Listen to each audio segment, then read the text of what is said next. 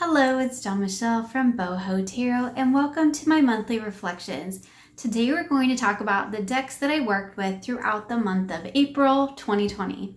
So before we get into the decks, let's just talk real quick about how things have been going. It's weird, right? We're in a weird time right now, kind of this tower moment going on in the world. In terms of what I've been up to, really just trying to maintain some semblance of normalcy. I have been working with a lot of tarot, and I did discuss some of the decks that I've worked with in my isolation station, which was a VR to Nina at Shuffle Tarot. I will leave a link for that in the description box below. For the most part, I won't be bringing those decks back into this particular video because we've already talked about them there. And those are decks that I've worked with quite a bit over the last month or so, just in terms of trying to navigate this strange space that we are all in right now. In terms of some of the other things, filming has been hard. With everybody working from home, doing school from home, there's a lot of video stuff going on right now. And my husband's in video calls and conferences and things like that a lot. And my kids are doing online school, as most are, I think, or everybody is these days. But we live in an open concept house and the sound carries. So I think I mentioned it in one of my other videos on my other channel, but when I film and everybody is doing their thing, you can actually hear all the conversations being had. Probably not a big deal with the kids in school and things, but when my husband is on, in meetings with clients and stuff, probably shouldn't be recording that and putting it on YouTube, right? So finding time to film has been difficult. It gets to be too late and then you lose any sort of semblance of light too early and there's no light. So I'm not complaining because we are all healthy and happy, and I do like having everybody home, but it has been a definite challenge to not only filming and making videos, but also to my practice as a whole. And I've talked about this in a couple of other videos, I think along the way, might have been on my other channel, but my wellness practice and my tarot practice is something that has had to adjust. Actually, not so much my tarot practice. My tarot practice hasn't had to adjust. It's kind of expanded. And I'm finding that the more things get a little bit hectic around the house and in the world, the more I'm turning to tarot in order to kind of combat that and to make sense of it and to understand it. And I've really been diving deep into sort of more ritualistic type readings. I did recently do some videos on my personal tarot practice, how I shared how I start my morning with my cards and then how I reconnect with my cards throughout the day. But there are other little reading rituals and things that I do want to share videos on how I go about that process as well. So just for example, like things like my self-care Sunday, that's kind of a ritual all on its own. So that's another video that I want to make, and hopefully I'll be able to get to making some of those soon. And be able to share some of those additional pieces of my practice with you. I've also been playing a lot of Animal Crossing with my youngest, and that's a lot of fun. And for me, that's kind of a form of self-care too, and it's a great bonding experience. So some tarot, some Animal Crossing, doing some work in between, of course. And for the most part, my wellness practice, my personal wellness practice is really what has been the struggle. That's not really a topic for this channel, but it just is part of the struggle that I'm having right now is finding time for that. So in terms of what's been going on in my life throughout the month of April, that was pretty much it. Lots of tarot, lots of Animal Crossing, and just trying to navigate everybody being home in the same space. I do want to say thank you to all of our essential service workers. I know that you all put your life on the line every day for us, and me and my family, we're staying home for you. So I just want to say thank you for that to our healthcare workers in particular. You guys are fighting against the invisible enemy, and I appreciate all that you do. So I just wanted to throw that out there real quick, just to, you know, say thank you to the people who are out there, you know, trying to make a difference. So I'm going to continue to try to do my part to stay home and hopefully make lots of videos for you guys. Anyway, so that's kind of what's been going on throughout the month of April. Overall, not such a bad month considering what's going on in the world. We are all healthy and happy and safe and home. So I'm very thankful for that. So enough rambling, let's flip the camera around and take a look at the decks that I worked with throughout the month of April. So in the first week of April, I worked with the Guardian Tarot, the Soul Trees Discovery cards. So these were decks that were gifted to me, so sent to me by a friend. And I do really like the artwork in them. Some of the faces, and I know I'm not the only one who has said this or probably will say this, some of the faces in the Guardian Tarot kind of trip me up a little bit, so there's some getting used to there. These two decks speak really well to each other, I think, because you definitely have that sort of tree energy that flows through both of them. I do really like the messages that are in the little guidebook with this deck. So it comes with, that's the back, it comes with the just a little guidebook, and the images or the messages in this guidebook are actually really quite wonderful. Let's just pull up the Two of Swords. And that is what I found that I really liked and that really spoke to me with this deck. So just for an example, let's read the Two of Swords. So, two symbolic phoenixes arise to encircle the guardian in an evolutionary energy. As knowledge and experience evoke change to thoughts and beliefs, this guardian becomes more insightful and compassionate to the world. Those little snippets there, the little parts that are actually in green, I found to be really, really powerful. And I really enjoyed working with them and reading with them. The Soul... what are these? The Soul Tree Self-Discovery cards. They do have a short little brief description that comes on these separate little cards. I don't really think you need them because they do have the keywords at the bottom. And I really think that that's all that you need to tap into. The artwork is, of course, gorgeous. I will have to say that these two really didn't resonate with me this first week. So I did my work with them and we just didn't really make a connection, I think particularly with the Guardian Tarot. So I think that this is one that I need to kind of come back to again. Look how beautiful they are together though. Queen of Swords, emotional release. I think this is one that I have to come back to because perhaps maybe it just wasn't the right time for this. I think that overall the pairing I think is really wonderful, but I think I just really wasn't in a place to be receptive to the messages of these two decks. So while it kind of was a miss for me, I think that had more probably to do with me and where I was at and what was going on in the world than really the fault of these two decks. So that is the Guardian Tarot and the Soul Trees Self-Discovery cards.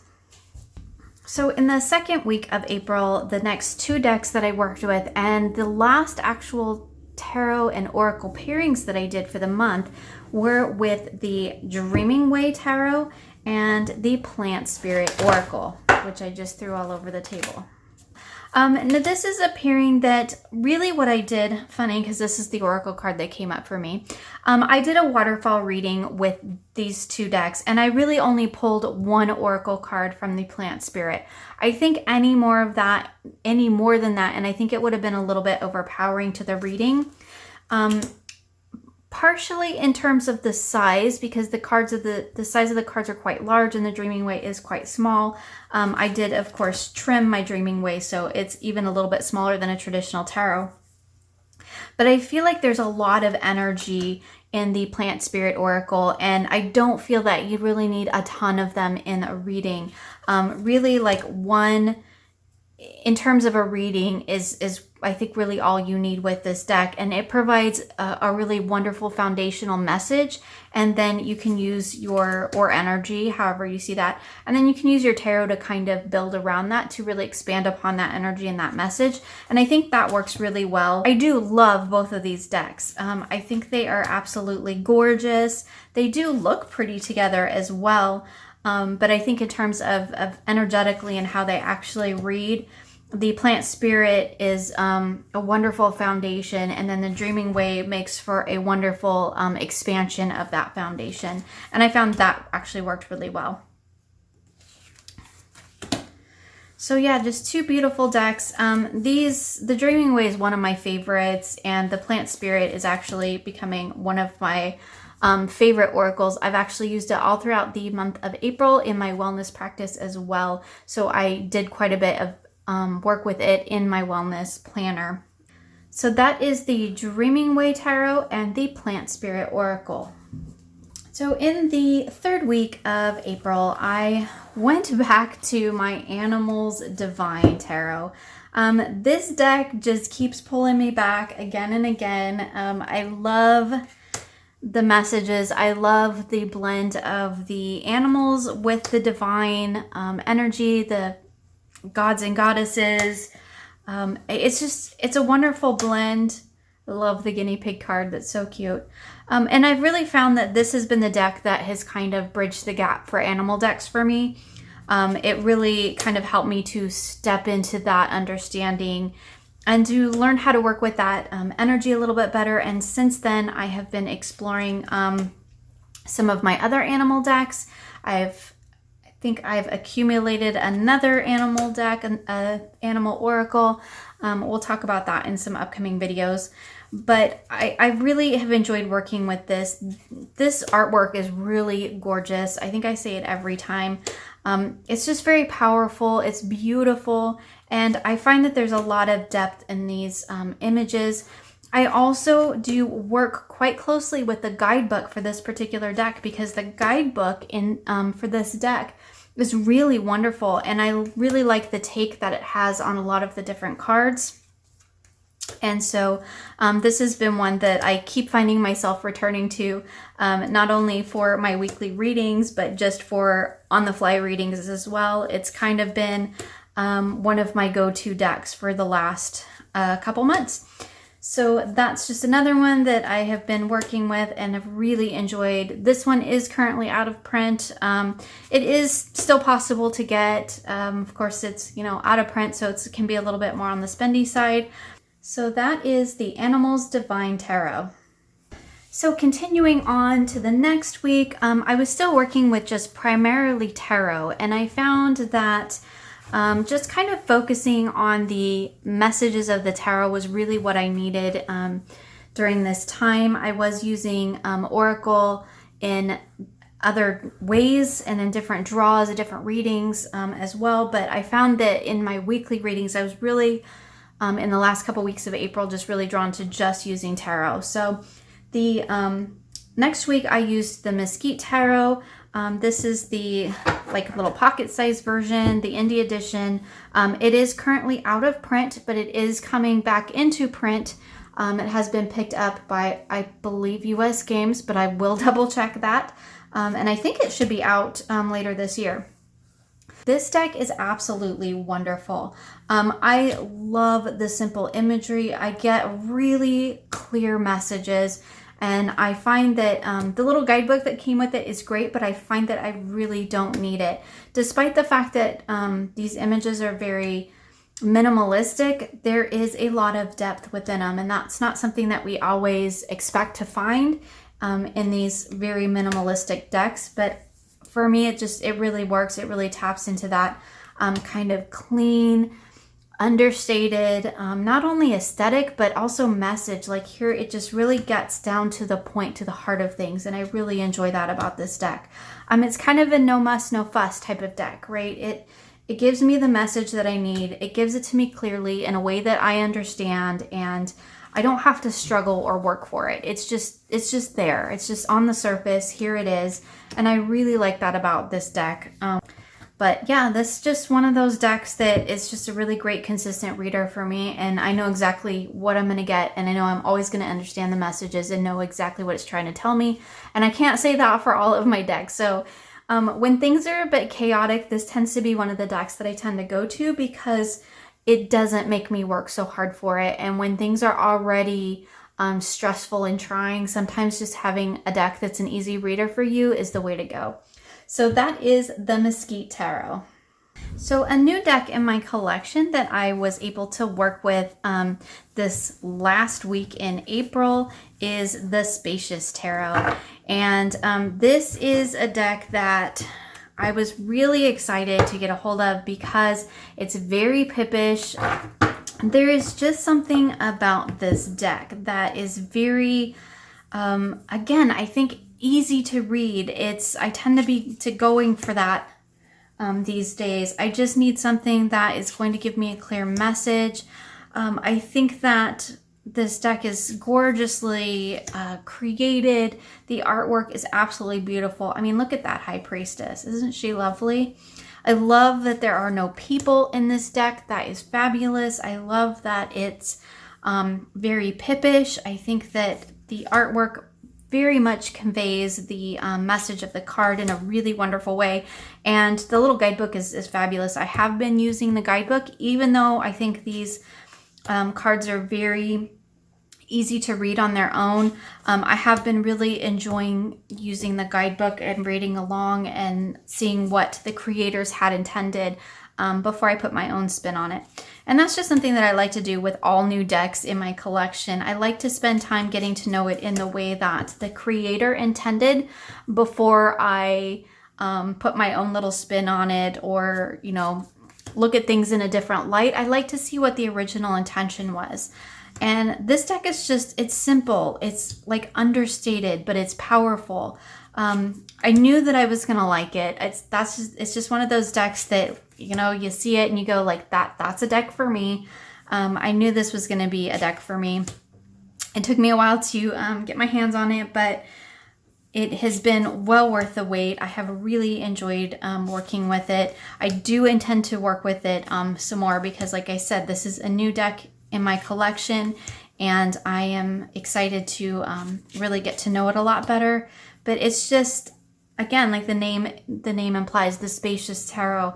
It really creates that space, that breathing room, so that you can really focus in on those core messages. And I think that that's just lovely. I'm really excited to have this deck in my collection and to work with it. The Spacious Tarot. So I also want to talk real quick about a couple other decks that I've worked with this month, but I did want to mention a couple of other decks that I have been working with this week. This is the Archangel Gabriel Oracle cards by Doreen Virtue and the Influence of the Angels Oracle. And I did talk about this one in my Isolation Station video, but I wanted to just mention that I've been reading with these two decks together, and I've been using the Archangel Gabriel as the base message from Archangel Gabriel. So I've been actually doing some study about angels and spirit guides and things of that nature. That's one of the things I've been kind of diving into in the month of April. And so I decided to go ahead and use this deck as a way to help me make that connection and to gain my messages. So what I've been doing is actually pulling one card from the Archangel Gabriel cards and then been pulling two tarot from the Influence of Angels to further expand on that message. And these two decks, like, they read beautifully together. Here we have the Tower, Gratitude, and the Four of Wands. And it says, you attract more blessings when you appreciate your current blessings. So I guess we appreciate the shakeup that's going on in the world right now so that we can get to that great, stable, happy place of the Four of Wands, right? I just think that these decks really, they look beautiful together in terms of the artwork, of course, and I think they read together really well. I've been getting some wonderful messages from it. This is not something that I'm doing like often. Maybe once a week I pull a reading from these two decks for my sort of angelic message for the week, I guess. But it's really just been something that I've been getting used to and learning more about, because that's a new thing for me to study and to look into and explore. And so these two decks have really been helpful in that way, and I have really enjoyed reading with them, and I think that they are beautiful. So that is the Archangel Gabriel cards, which was actually a big surprise for me. If you watched my Isolation Station video, I talked quite a bit about that in that video, and the influence of the Angels Tarot. So for my Self-Care Sunday readings, which is a practice that I have picked back up and tried to really make it a focus for me, I've been using my Ember and Aura Tarot. I made a bag for it because I have trimmed mine and it was kind of flopping around in the box and I didn't want it to get beat up. So I decided to go ahead and make a bag for it. I also made a matching reading cloth, which was a lot of fun.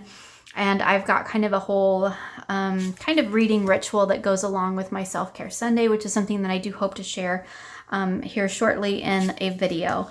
I love this deck. This deck is another one that kind of surprised me because some of the artwork is a little bit, you know, really body beautiful type of thing. But this deck reads beautifully. It is so nurturing. It is so supportive. I do consult the little guidebook that came with it too. There's occasionally little nuggets in there that I think are add a really nice layer to the reading. But I don't think that you need it. I think this deck reads beautifully just on its own. So yeah, another beautiful addition. I've really enjoyed working with it specifically for my self-care readings all throughout the month of April. So that is the Ember and Aura Tarot. So there's one more deck that I want to share with you that I have been working with in the latter part of March and now all throughout April, and that is the Wizard's Tarot by Barbara Moore. I made this deck, this little put it together crazy quilt type of bag. Generally when I make bags for my decks, I go to the craft store and I pick out fabric that specifically speaks of that deck to me. And that's how I know what's in all of my bags, because it's a very mindful process.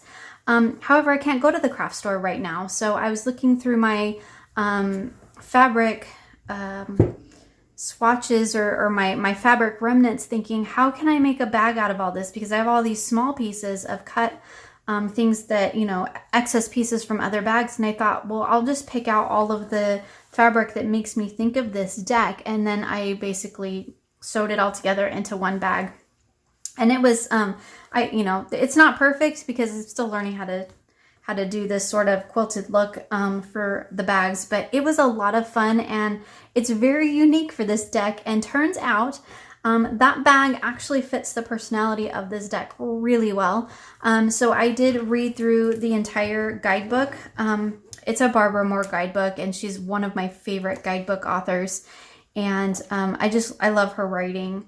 I think that the way she approaches the tarot is really wonderful, and it works really well for the way that I read tarot too. So one of the things that I noticed this book did is that it actually focuses also on the numerological aspect of the cards, which I really appreciate.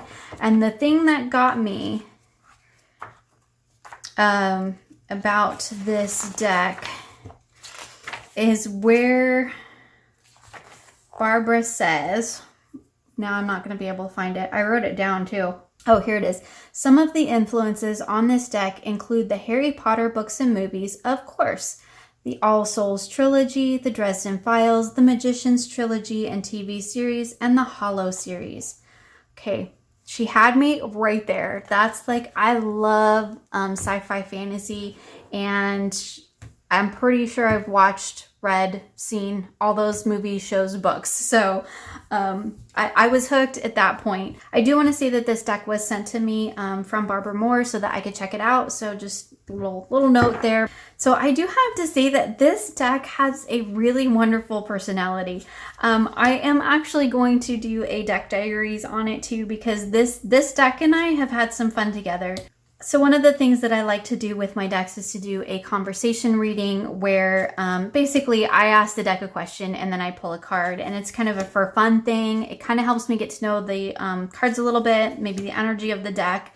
And this deck and I had a little funny experience because when I asked the deck how it felt about being added to my collection, I got the very bored looking Four of Cups. And I feel like the Wizard's Tarot was like, yeah, I mean, it's great to be here, but I'm not super impressed. Like, are we going to do something? What are we going to do? And so the whole reading was kind of like that, where the Wizard's Tarot I felt was kind of a little bit like, okay, when you're done goofing around and ready to actually do a reading, then come and find me, which I thought was really quite funny. The imagery in this deck is very vivid and very powerful. If you are a fan of any sort of, fantasy sci-fi stuff, this deck will probably tickle your fancy. I mean, come on, look at this. We have Daenerys, the mother of dragons, for strength. I know that's not really her because, I'm sure copyright issues, but that's her, right? That's totally her. And I just think her as the strength card, that's just gorgeous.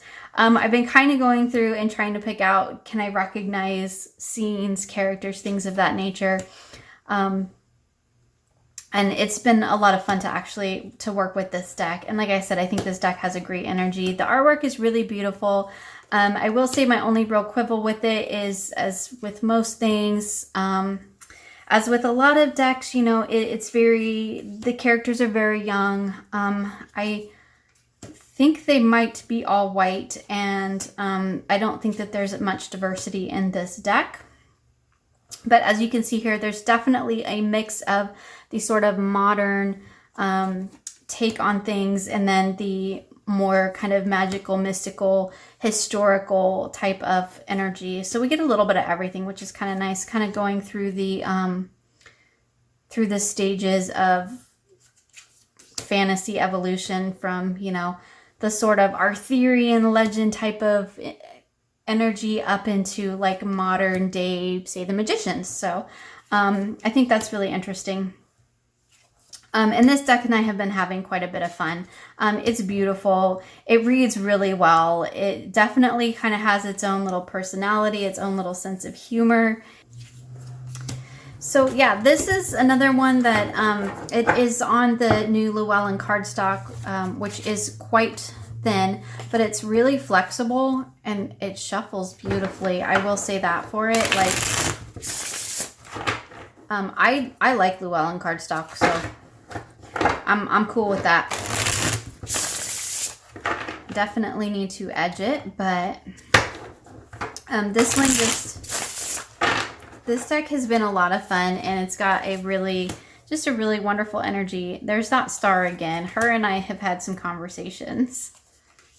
So here we have the star, the Knight of Swords, and the Nine of Swords. Like I said, if you're a fan of fantasy, movies, TV, literature, this deck might be kind of right up your alley. Oh, there's that strength card again. I just love that strength card. I think it's my favorite in the deck.